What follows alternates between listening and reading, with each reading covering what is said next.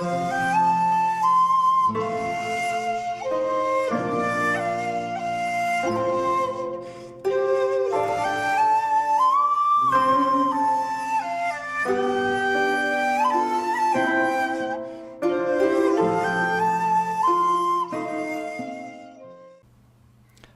there, this is Solitary Ronin and welcome to another video. I thought I would do a really cheery video today. So this is 10 cinema tragedies. Now, obviously this is just personal taste. There are some deaths involved and other things. I'm not going to put, even though some things appear higher on my list than the deaths of people, obviously in real life deaths are more important than the things I'm going to talk about, but just for me I've just put them in this order, but probably with the exception of the number one, you could have these in any order. So I just hope nobody gets offended by the fact I've put things above people dying at times. Again, it's just personal choice. I would love to see other people's lists, because if you love cinema, then obviously you would have been affected or upset or bummed out by certain tragedies. Obviously some people might not think these are tragedies, so why don't we just start with number 10, which is the treatment of Michael Powell after he made Peeping Tom. Michael Powell, in my opinion, is the best British director of all time. His obviously relationship with Emmerich Pressburger produced some of the greatest cinematic achievements of all time, not just in Britain. Arguably they have 4 or 5 masterpieces. And again, if I ever do my top 100 and whatever films, there's probably going to be a bunch of Powell and Pressburger. He had ended his relationship with Pressburger, and he made Peeping Tom, which again I think is one of his masterpieces, but unfortunately for Michael Powell it was way ahead of his time, and he was thoroughly bashed by the critics, including one famous critic who suggested be flushed down the toilet. And after his death, that same critic came out and said that maybe she was wrong, which doesn't really help Michael Powell after he died. It pretty much ended his career in Britain. He went to Australia and made a couple of films, including Age of Consent, and which has got a recent Indicator release, and The Boy Who Turned Yellow, which he came back together with Pressburger. But the damage sadly was done, and he pretty much existed in oblivion until people like Martin Scorsese kind of resurrected him, essentially. He became friends with him in later life, and Powell and Pressburger films began being kind of reappraised in the 80s and restored. You could argue it's the greatest thing Scorsese's ever done in his career. Certainly the most important thing he's done in his career is actually get Powell and Pressburger films back essentially from the dead, because a lot of them were either in truncated form or the negatives were hard to find, and we do live in a lucky world, the fact that we can see a lot of Powell and Pressburger films that have been remastered and look stunning. If you're unfamiliar with Powell and Pressburger films, please just buy Black Narcissus, Red Shoes, Life and Death of Colonel Blimp, as he forgets all the Powell and Pressburger films, Tales of Hoffman, Check out Peeping Tom, which isn't a Powell and Pressburger film, but it's one of Powell's masterworks. So again, it's not. Again, all of these are going to be contentious, and you can argue whether they're tragedies or not. That might be overstating some of them. But certainly the end of Michael Powell's British career is a pretty big thing to me. So number 9 is F.W. Murnau dying at age 42 in a car accident. I didn't actually realise until recently that he did actually die that early, after only making like 12 or 13 films, which you can't actually see all of them. Some of his silent stuff is in my backlog. But when you realise, he made Nosferatu and Sunrise, and again, it's one of those things, when an artist dies early, you kind of are upset about what they could have produced, but again, you have to celebrate what they did produce, because that's all we'll have. But again, he died age 42 in a car accident. I didn't know cars went that fast in 1942, but apparently fast enough. So F.W. Murnau is another example of a what-if director or actor, and unfortunately there's quite a lot of them. So number 8, and this is more a personal one, this isn't I'm not sure anybody else would have this on the list, but it's the murder of Adrian Shelley at age 40 by somebody who was a bit obsessed with her. Adrian Shelley was the star of a couple of Hal Hartley films, who again is another director for me that just doesn't get enough exposure. His films are quirky, his characters are quirky, his dialogue is pretty unique. And she starred in Trust with Martin Donovan, which is a fantastic film, and The Unbelievable Truth, which again is a great quirky little comedy. She turned into a writer and director. She directed the nice wee film Waitress,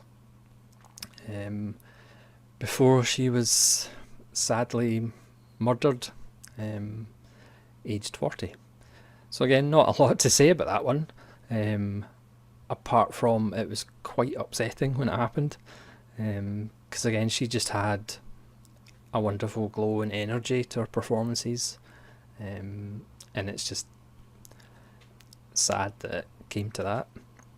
Moving on, hope you've got your hankies.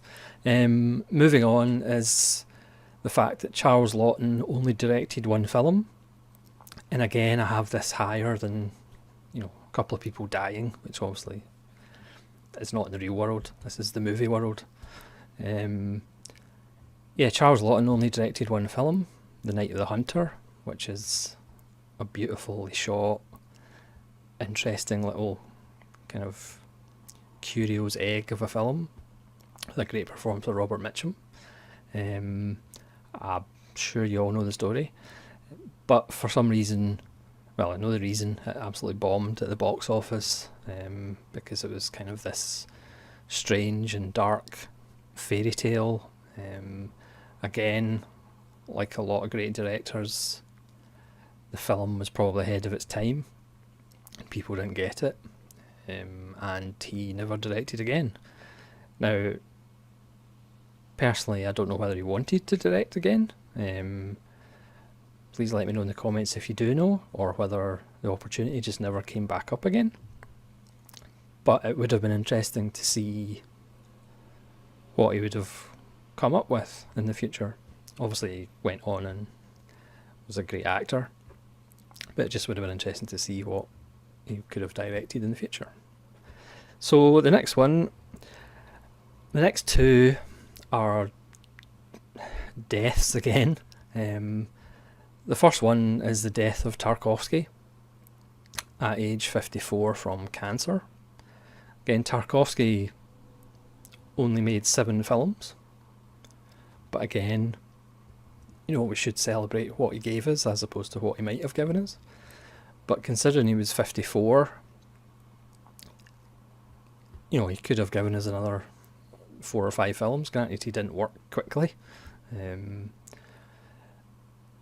his films, again, I don't think anybody would say that every Saturday night they sit down and pop in a Tarkovsky film to watch. But Tarkovsky's one of those guys that if you watch his films, they kind of stick in your head, so you don't actually have to watch them like every month or whatever, because you still remember images, because the images are so strong in his films. And again, for me, he's kind of part of the quote Holy Trinity with Bergman, Kieslowski, and himself.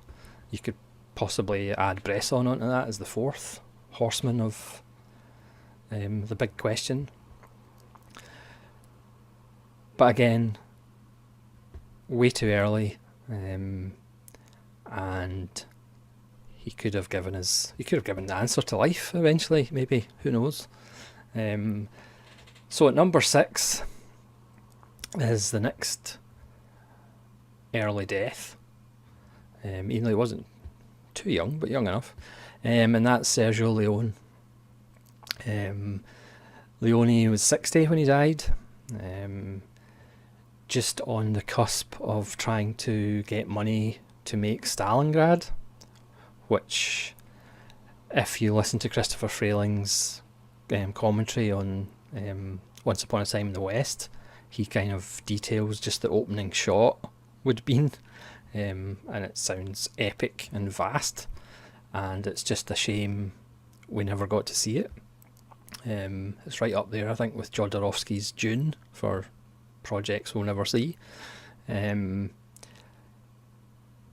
actually only made 6 films, which, again, we have to celebrate what he made, because some of them were masterpieces.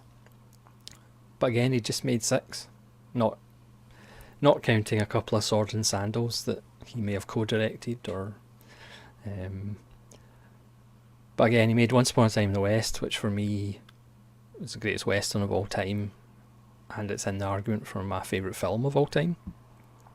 He made The Good, the Bad and Ugly, which is one of the greatest Westerns of all time, for a few dollars more.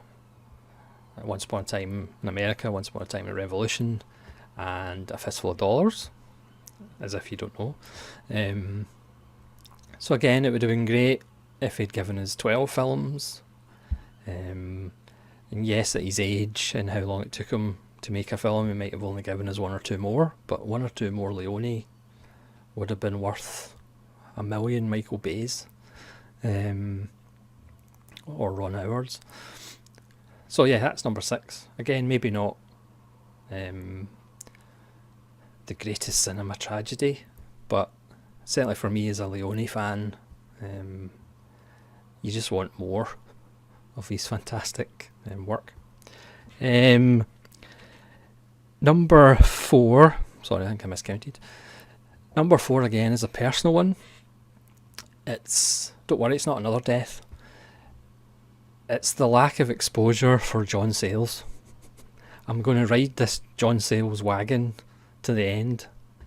John Sayles for me is the greatest director of all time that nobody knows about.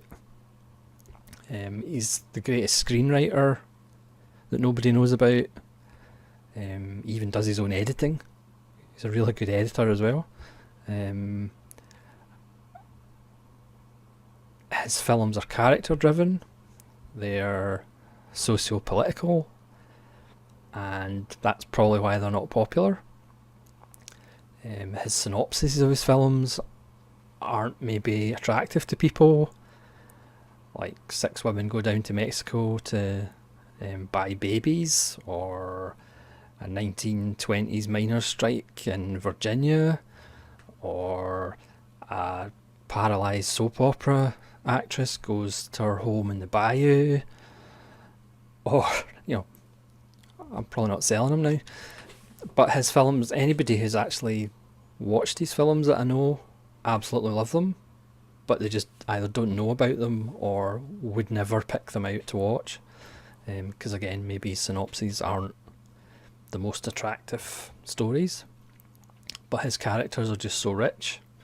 And he's one of the few directors, I can't actually think of another director, that you don't want the film to end, you actually want to follow his characters for the next 20 years.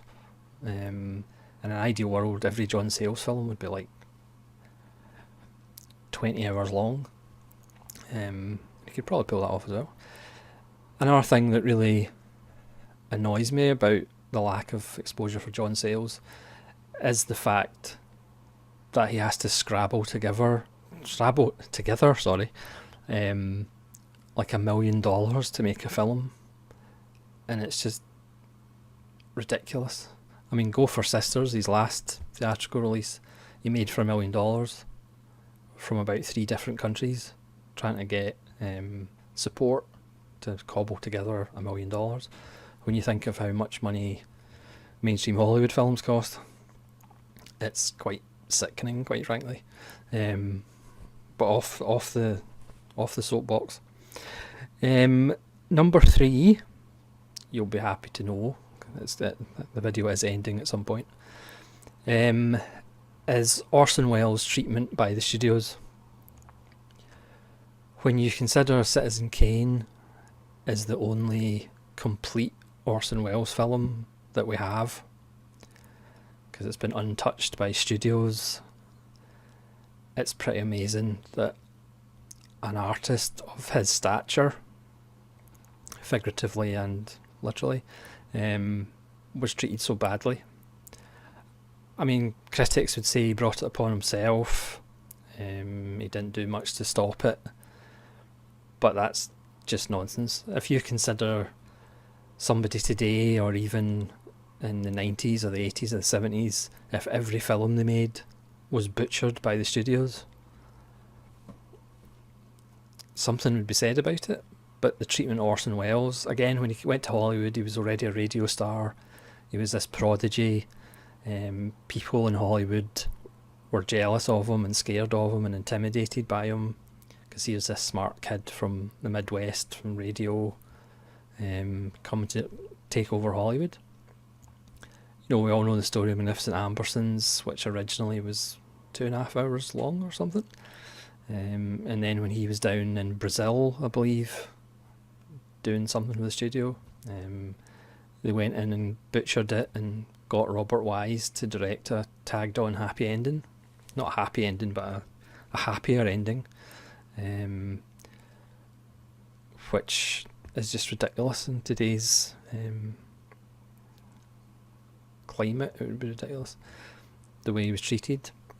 The Stranger, he wanted to cast Agnes Moorehead, was told he had to cast Edward G. Robinson. I mean, I do like The Stranger, it's a nice wee film, but I would have been more interested in Agnes Moorehead as the Nazi hunter. Obviously Touch of Evil was cut and recut. He wrote like a 20-page letter to the studio putting in, you know, what his vision of the film actually was, and fortunately nowadays there is a kind of restored, as far as it could be restored to his vision. Later on in his career he couldn't get money together, he had to go to Europe to make films, and none of them are kind of the vision that he would actually want in a perfect world. He had the reputation of going over budget and over time, which wasn't actually true. And you know, here's this giant of Hollywood, and in the 60s and 70s until his death he just couldn't get money from the studios. But then they all kind of sit there and go, oh yeah, Orson Welles was great, but it's like none of you actually gave him money to make his films, and it's not as if his films would have been that expensive to make. So that really annoys me, the way Orson Welles was treated by the studios. And now we get to the top 2, so to speak. And number 2 is Carole Lombard's death, aged 33, just after the release of Lubitsch's masterpiece, or one of his masterpieces, To Be or Not to Be. She went to New York to sell war bonds with her mother, and on the way back she was in such a hurry to get back to Clark Gable that they took the plane, and the plane crashed and killed everybody. Apparently her mother wanted to take the train back, but she was in such a hurry to get back to Clark Gable, the true love of her life, and they took the plane.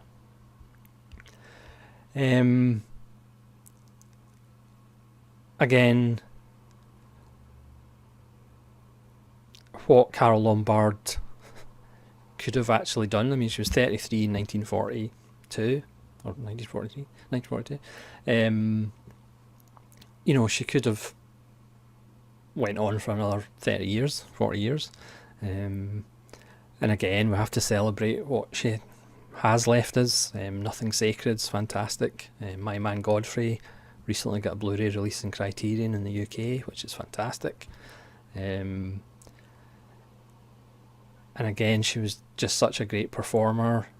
She kind of just exuded kind of light and life, and she had kind of wonderful energy.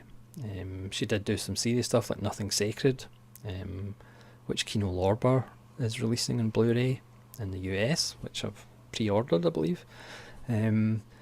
She's just a great actress. She would have moved into more dramatic roles, I'm sure, as her career had went on. And it's just tragic that it didn't. Obviously there's tragedy in all walks of life, but we're just talking about films, obviously. And Carole Lombard, I mean, she's already a legend now, but she could have made how many more films, who knows. And now we get to number 1. I'll take a deep breath, because this is the one that I wouldn't change the order with. This is the one that bothered me the most, and still does, quite frankly. And that's the death of Krzysztof Kieslowski, who, like Tarkovsky, coincidentally was 54. Kieslowski, for me at the time, was the best filmmaker in the world. He had just retired after doing the Three Colours trilogy, and he had just announced that he was going to come out of retirement to do the Heaven, Hell and Purgatory trilogy. So, needless to say, I was just ecstatic about that. And then he died, which was a kick to the gut. And that's why I've put off doing a top 10 of Kieslowski. I've got it ready. But when I watch his films, yes, you know, I obviously love his films, but it's always sad because, again, he would at least given us the Heaven, Hell and Purgatory trilogy. And I believe 2 of them have been filmed using his scripts. One by Agnieszka Holland, who was one of his kind of collaborators at the same time in Poland when they were working under communist rule and making like documentaries and stuff. So I have a lot of respect for Agnieszka Holland, but I still haven't seen them because I don't really want to, quite frankly. Yeah,